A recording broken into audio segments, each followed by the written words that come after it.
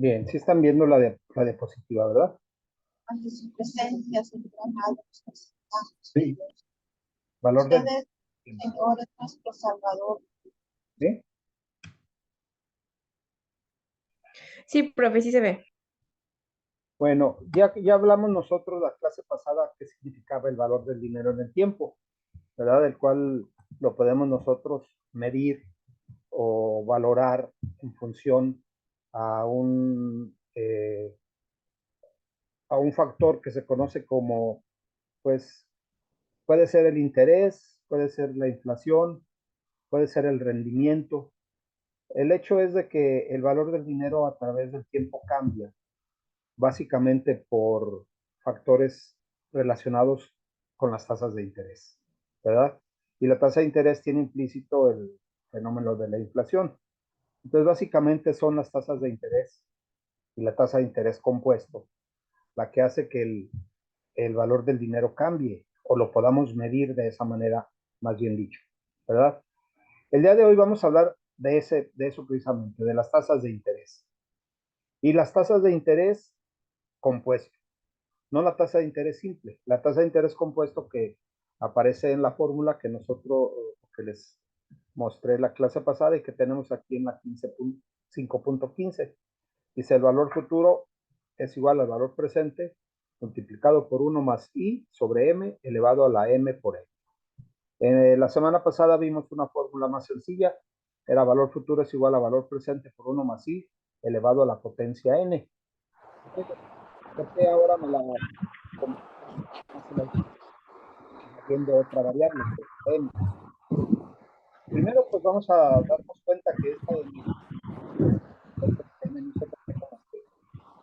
la capitalización fraccionaria, es decir, cuántas veces se genera el interés sobre el interés y sobre el capital durante un periodo de tiempo determinado. Generalmente lo que nosotros usamos es un año exacto si son 365 días o un año especial si lo usamos como 360 días. Tiene el micrófono encendido, por favor, si lo puede apagar, se lo agradeceremos. Gracias. Bueno, la capitalización fraccionaria es el proceso. La capitalización fraccionaria es la tasa de interés, ¿sí? Cargada un número de veces mayor a 1 en un periodo de tiempo que es un año, ¿sí? La capitalización, en términos generales, es el proceso por el cual se añaden al capital los intereses y sobre esos intereses otros intereses más. Es decir, es interés y sobre capital. Ese es el interés compuesto. Esa es la capitalización. Cuando la tasa de interés tiene una capitalización fraccionaria, es cuando el número de veces que se carga el interés al capital y a los intereses es mayor a 1. ¿Sí? Si la capitalización es anual, entonces se carga una vez al año. Aquí tenemos esa tabla que tenemos en la diapositiva. Tasa de interés del 12%, por ejemplo. Si la capitalización es anual, el número de capitalizaciones pues es una vez al año, porque me dice que es anual. Si es semestral, son 2 veces al año. El año se divide en 2 semestres. Si es cuatrimestral, 3 veces las capitalizaciones. Es decir, tenemos 3 periodos de 4 meses en el año. Si es trimestral, pues son 4 periodos de 3 meses en el año. Por eso el número de capitalizaciones es 4.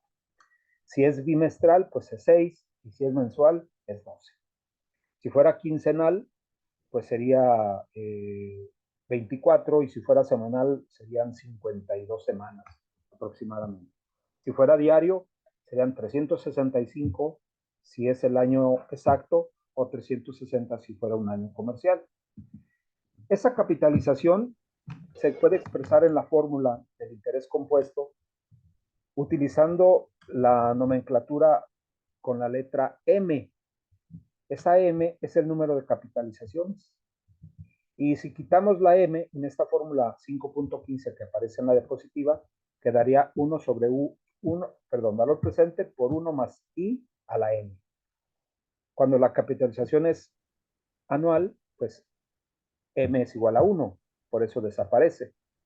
Sin embargo, cuando ya la capitalización es diferente a 1, que puede ser 2, 3, 4, 6, pues entonces vamos dividiendo I sobre esa capitalización.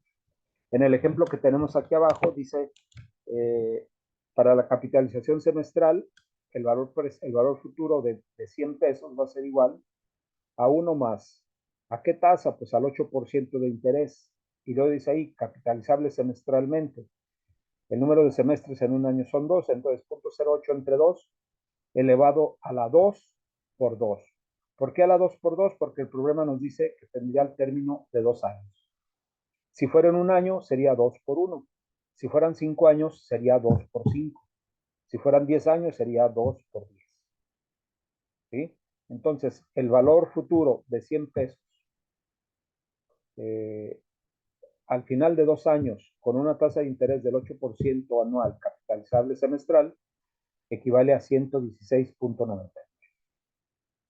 Para la capitalización trimestral, el número de periodos en un año son 4 periodos de 3 meses. Por lo tanto, es 0.08 entre 4 elevado a la 4, que es M, por 2, que es el número de años. Así el resultado es 117.17. ¿Sí? Bueno, esa es la capitalización fraccionaria. ¿Tienen alguna pregunta?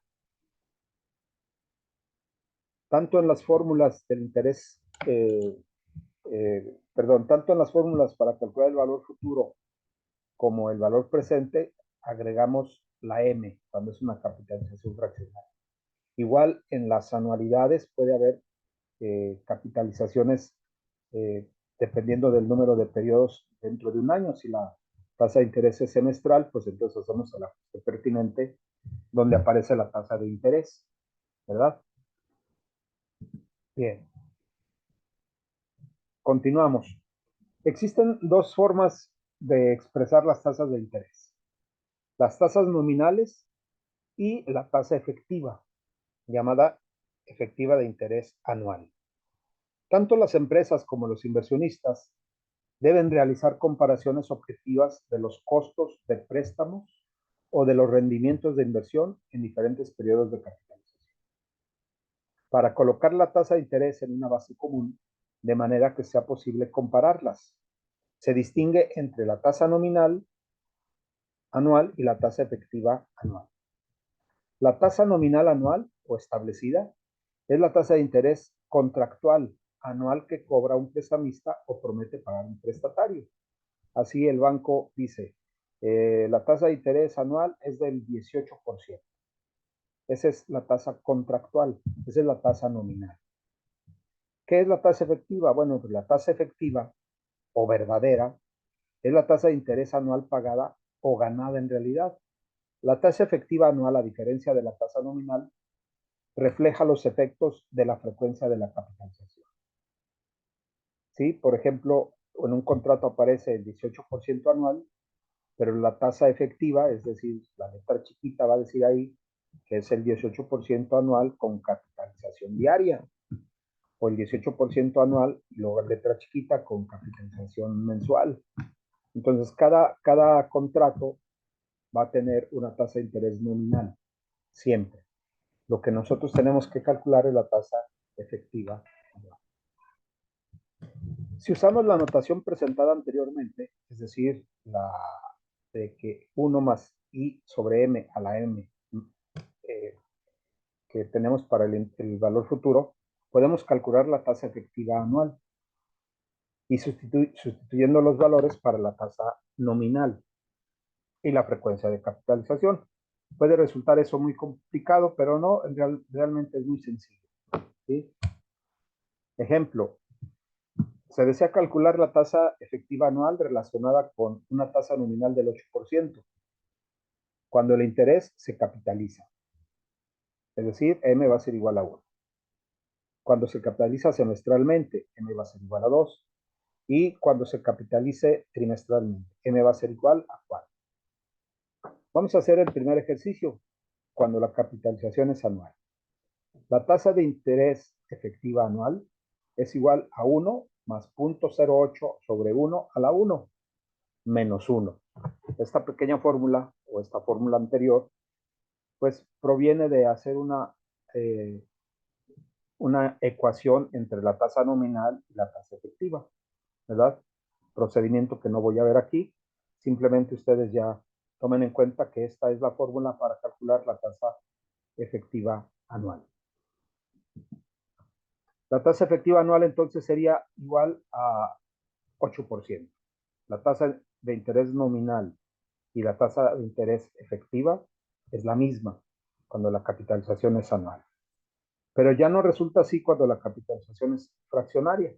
Aquí tenemos el ejemplo cuando es semestral, el resultado es 8.16. Y cuando es trimestral, pues es 8.24. Si observamos estos resultados, ¿a qué podemos llegar o qué es lo que podemos concluir? Si se fijan, si la tasa de interés capitaliza una vez al año, pues es la más baja, 8%. Pero si va a capitalizar 2 veces al año, esta aumenta 0.16%, 8.16. Y si tiene un mayor número de capitalizaciones en el año, es decir, 4, pues va a ser 8.24. Ya imaginamos que si la capitalización es bimestral, que sería 6, pues va a ser más alta que 8.24. Y si es mensual, pues más alta todavía, ¿verdad?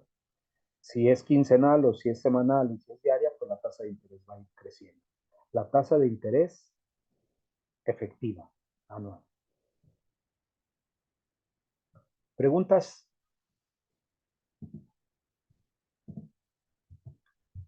Jóvenes, ¿alguna pregunta?